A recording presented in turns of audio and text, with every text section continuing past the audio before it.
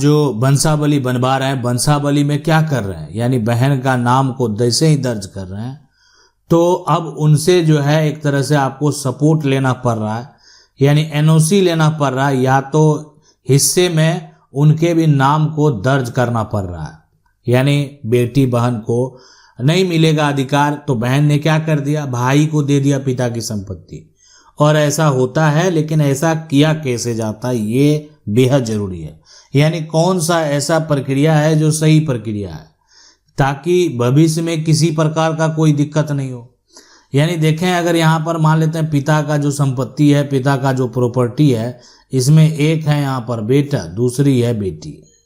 अब ये पिता का जो संपत्ति होगा, ये संपत्ति स्व अर्जित भी हो सकता है, पिता का कोई भारी बात नहीं है। अब पिता का स्व अर्जित संपत्ति ही है या पिता का पैतृक संपत्ति ही है, दोनों कंडीशन हो सकते हैं।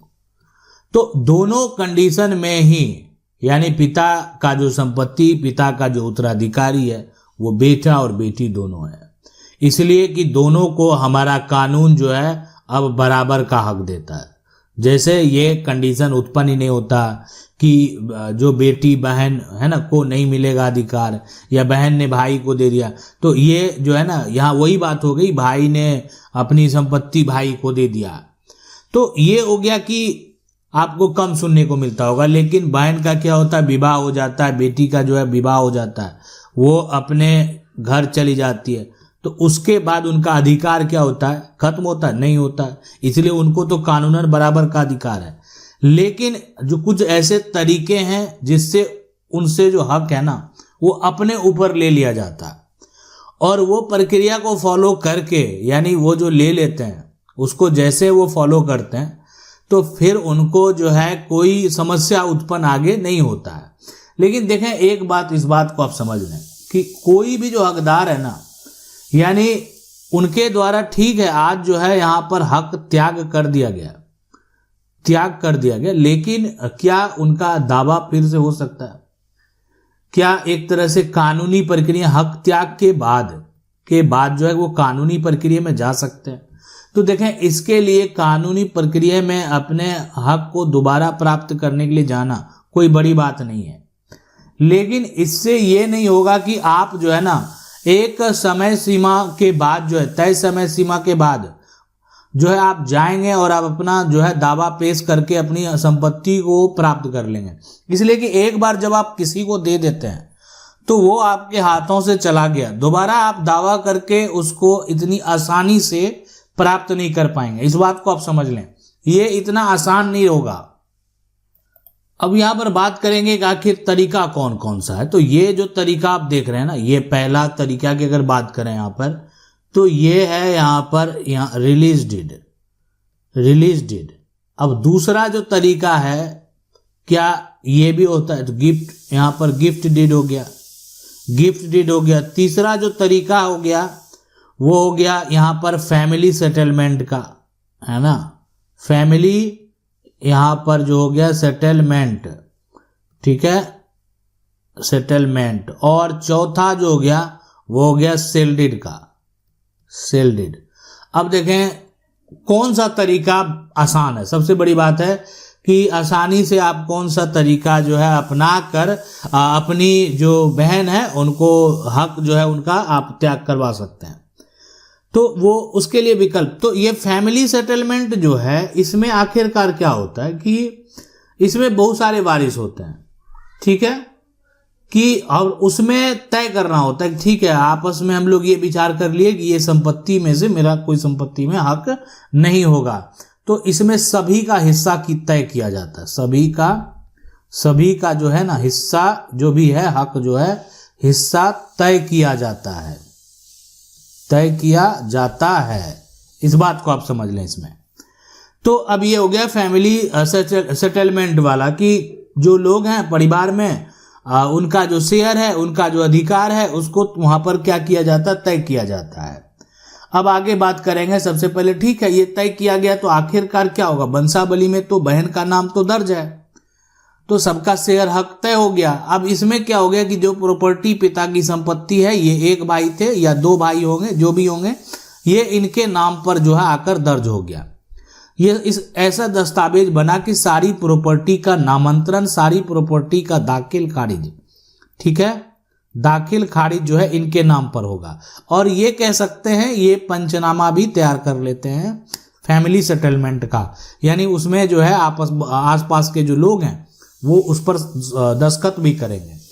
लेकिन उसमें ये जो होगा पंचनामा पर आखिरकार जो होगा कि आखिर क्या लिखा जाएगा, ठीक है, तो वो समझ लें।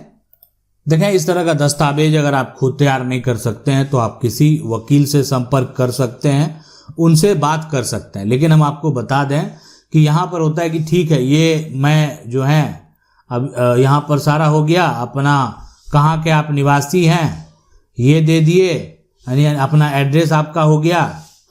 तो उसके बाद जो है हम अपना सभी जो है हक, यानी ये भी वो भी कह सकते हैं सभी पैतृक हक या सभी पिता का जो हक है अधिकार, वो बिना किसी दबाव के, यहाँ पर बिना जो है किसी जो है यहाँ पर दबाव के अपना जो है अपने हम एक भाई को जो है ना, भाई को ये जो है दे देते हैं या परित्याग करते हैं। तो ये हो गया ये दिनांक को सारी संपत्ति, इससे भविष्य में किसी प्रकार का कोई भी कानूनी दावा हम नहीं करेंगे। तो ये सारा क्या होता है पंचनामा पर मेंशन करा लिया जाता है, ताकि देखें ये होता है अधिकारी भी देखते हैं, बाद में पुष्टि भी करना होता है उनको करते हैं, और उसका क्या होता है कि म्यूटेशन कायम कर दिया जाता है। संपत्ति किसके नाम था? दर्श पिता के नाम से, पिता के नाम से संपत्ति दाखिल खारिज क्या आ गया, उनका बेटा का नाम, किसका नाम कट गया, तो जो उनकी बेटी है उनका नाम कट गया। तो ये पूरा प्रक्रिया को फॉलो किया जाता है अभी वर्तमान में पंचनामा पर, ये सारा कुछ मेंशन करा के, और साथ में जो वंशावली अटैच कर दिया। जरूरत होती है किसी प्रकार का शपथ पत्र का तो वो भी देने का जरूरत होता है, दे देते हैं लोग। कि उसमें होता क्या है शपथ पत्र में, भाई मैं जो कर रहा हूं ना ये काफी लीगल है, इसमें अगर सामने वाले कोई स्टेप लेते हैं मेरे द्वारा बताए गए जानकारी पर, सामने वाले जो अधिकारी हैं, सामने वाले जो कर्मचारी हैं, अगर वो किसी प्रकार का निर्णय मेरे जानकारी को बताने के बाद लेते हैं और उनसे गलती होती है तो उसका जिम्मेदार मैं हूँगा। देखें, आपने गलत जानकारी दी तो जिम्मेदारी किसकी? आपकी होगी।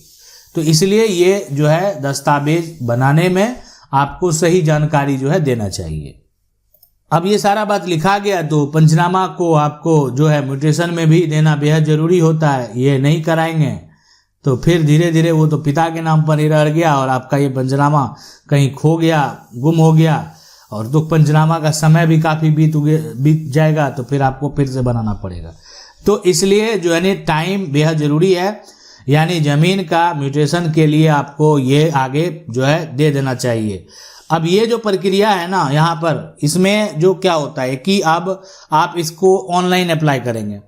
ऑनलाइन अप्लाई करेंगे तो फिर जो रेवेन्यू ऑफिसर है या उनके जो कर्मचारी हैं उसको क्या करते हैं, वेरीफाई करते हैं कि क्या ये सब कुछ जो इन्फॉर्मेशन दर्ज हुआ वो सही है, ये प्रॉपर्टी क्या इनके पिता के नाम की है, इनके कितने उत्तराधिकारी हैं, क्या बेटी की सहमति जो है यहाँ पर मेंशन जो किया गया है ये बेटी के द्वारा किया गया या नहीं किया गया, तो उनसे पर पूछा जाए, ठीक है, तो उसकी पुष्टि की जाए। तो ये सारा कभी कभी जरूरत होता है तो उनको नोटिस भी किया जाता है कि देखें ऐसे किया जा रहा है, तो नोटिस का आप जो है नोटिस को लेकर, अब जो नोटिस रिसीव करेंगे वो नोटिस लेकर वहां पर प्रस्तुत होंगे अपने पहचान पत्र के साथ। यानी पहचान पत्र में तो पता होगा ना कि अब दूसरा कोई व्यक्ति जा नहीं सकता, इसलिए कि पहचान पत्र भी होता है। पहचान पत्र में पिता का नाम, दादा का नाम, सारा कुछ दर्ज होता है, एरिया। तो इसलिए वो अपने पहचान पत्र के साथ जो है यानी वो वहां पर जा सकते हैं अपना पक्ष रखने के लिए। अब वो वही पक्ष रखते हैं जो कि पंचनामा में लिखा हुआ, तो कोई दिक्कत नहीं, आगे का प्रक्रिया जो है वो संभव है। तो कोई भी व्यक्ति अगर चाहता अपना हक को त्याग जो है देना, तो हक त्याग के लिए डीड तैयार करना जो होता है ना, ये सबसे महत्वपूर्ण दस्तावेज होता है। कि इसलिए इसमें क्या होता है कि रजिस्टर जो है कराना ही पड़ता है, और इसके लिए आपको सब रजिस्ट्रार के पास जाना ही होता है। तो ये क्या ऐसा डॉक्यूमेंट तैयार हो जाता है कि ये कानूनी तौर पर वैध है। मतलब कितना भी कोई प्रयास कर ले, इस पर किसी प्रकार का कोई भी दावा नहीं हो सकता है। अब बात करेंगे सबसे पहले कि ये जो पूरा प्रक्रिया है, इस प्रक्रिया को करने के लिए क्या आपको खर्च लगेंगे? बिल्कुल खर्च लगेंगे। यानी अगर आप ये जो है कानूनी तरीके से जाएंगे तो कुछ आपको खर्च जो है, पंचनामा में क्या होता है कि आप आसानी से करवा सकते हैं, इसमें जो है आपको खर्च ना देना पड़े। और इसमें जो है ये एक ऐसा दस्तावेज है कि कानूनी तौर पर लाइफ टाइम वैलिड है। इसमें कोई किसी प्रकार की जो दावेदारी है कभी नहीं कर पाएगा।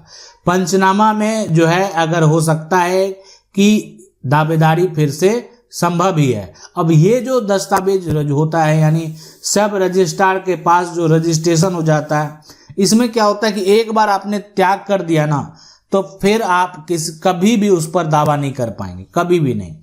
पंचनामा पर क्या होता है कि आपने एक बार सपोर्ट कर दिया है लेकिन फिर भी जो है आपको लगता है कि उसमें कोई त्रुटि हुई है, इसलिए कि जो डॉक्यूमेंट है कहीं ना कहीं ये अनरजिस्टर्ड डॉक्यूमेंट है। इसके आधार पर आप म्यूटेशन तो कायम करा लेते हैं लेकिन इसके आधार पर कोई जमीन प्रॉपर्टी का मालिक नहीं बनता। अगर इसी के आधार पर मालिक बन जाता तो जमीन की रजिस्ट्री और जमीन का केवाला होता ही क्यों? तो इसलिए इस बात को आप समझ लें। यानी इससे हम प्रॉपर्टी का नामांतरण तो करा लेते हैं लेकिन प्रॉपर्टी का मालिक नहीं बनते हैं। आशा करते हैं वीडियो अच्छा लगा होगा। वीडियो को लाइक जरूर कर दें। चैनल को पहली बार देख रहे हैं सब्सक्राइब करके जो बेल आइकन है उसको जरूर दबा लें। मिलते हैं अगले वीडियो में, तब तक के लिए जय हिंद।